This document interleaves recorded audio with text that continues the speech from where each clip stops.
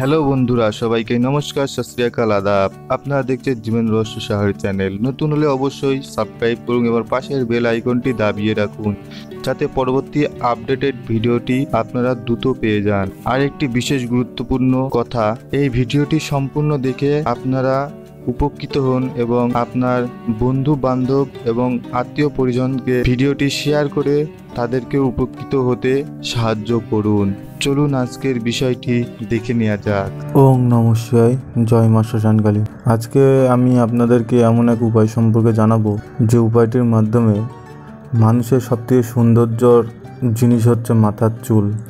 সে চুলটি দেখা গেল পড়ে যাচ্ছে, তারপরে চুল পেকে যাচ্ছে, এই সমস্ত রোগের হাত থেকে আপনার চুলকে কীভাবে সুন্দর করবেন এবং এই সমস্ত রোগ থেকে কীভাবে আপনার মাথার চুলকে রক্ষা করবেন সেই উপায় সম্পর্কে জানাবো।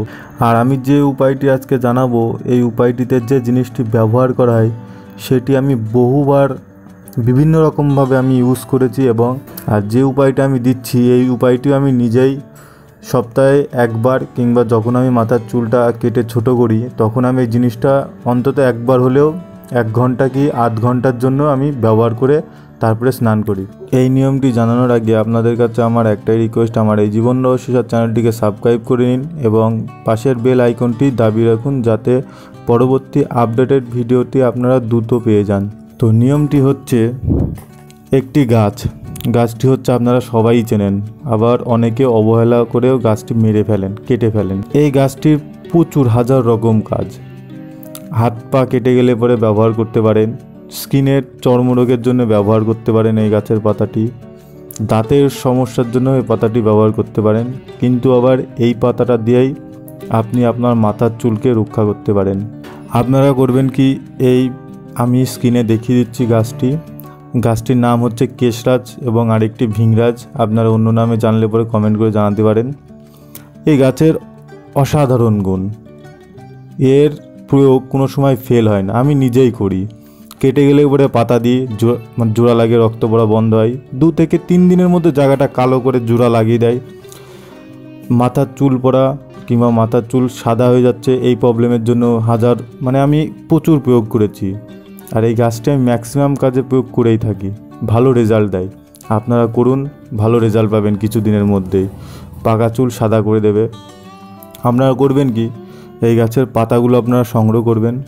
সংগ্রহ করার পরে পাতাগুলো ভালো করে ধুয়ে নিয়ে বেটে আপনারা স্নান করার আগে কিংবা রাতেও দিয়ে শুতে পারেন, মাথায় দিয়ে শুয়ে থাকবেন, কিংবা স্নান করার 1 ঘন্টা কি আধ ঘন্টা আগে মাথায় দিয়ে, যাতে ওটা শুকিয়ে যায় আপনার মাথার ত্বকটায়। তো যখন শুকিয়ে যাবে তারপরে আপনি স্নান করে নিতে পারেন, কিংবা নর্মাল শ্যাম্পু ইউজ করে মাথাটা ওয়াশ করে নেবেন। দেখবেন কিছুদিনের মধ্যে আপনার এই যে সমস্যা হচ্ছে এর থেকে আপনি মুক্তি পেয়ে যাবেন। আর একটা কাজ করবেন কি, টেনশন কম করবেন। টেনশন কম করার ফলেও আপনার মাথায় চুল পড়ে যাওয়ার সমস্যা থেকে কিছু রক্ষা পাবেন। আর পেটটা সবসময় ক্লিয়ার রাখার ব্যবস্থা করবেন, ত্রিফলার চূর্ণগুলো আপনারা খেতে পারেন, তাতে পেট সাফ হবে। ঠিক আছে, ভিডিওটি যদি আপনাদের ভালো লাগে অবশ্যই লাইক করবেন, শেয়ার করতে ভুলবেন না, এবং আমাদের এই জীবন রহস্য চ্যানেলটিকে সাবস্ক্রাইব করে রাখুন, যাতে এই ধরনের আরও ভিডিও আপনারা পেতে পারেন। সবাই ভালো থাকবেন, সুখে থাকবেন। জয় গুরুদেব।